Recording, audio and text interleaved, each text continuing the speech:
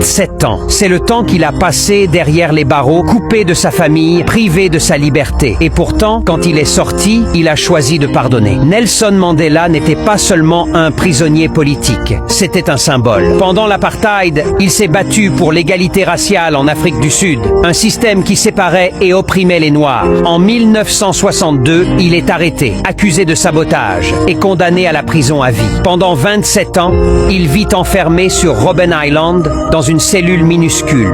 Mais même derrière les barreaux, il n'a jamais cessé de croire en un avenir meilleur. Et en 1990, Nelson Mandela est libéré. Beaucoup attendaient qu'il appelle à la vengeance. Mais il a surpris tout le monde. Au lieu de se venger, Mandela a prôné le pardon. Il savait que la haine ne ferait qu'alimenter le cycle de violence. En 1994, il devient le premier président noir d'Afrique du Sud, travaillant à unir un pays divisé. Son célèbre discours disait « Je suis monté sur cette colline et j'ai vu la gloire de l'avenir ». Nelson Mandela nous enseigne que le pardon n'est pas un signe de faiblesse, mais de force. Peu importe la douleur ou l'injustice, choisir de construire plutôt que de détruire peut changer des vies et même un pays entier. Alors aujourd'hui, pose-toi cette question. Et si toi aussi tu choisissais le pardon ?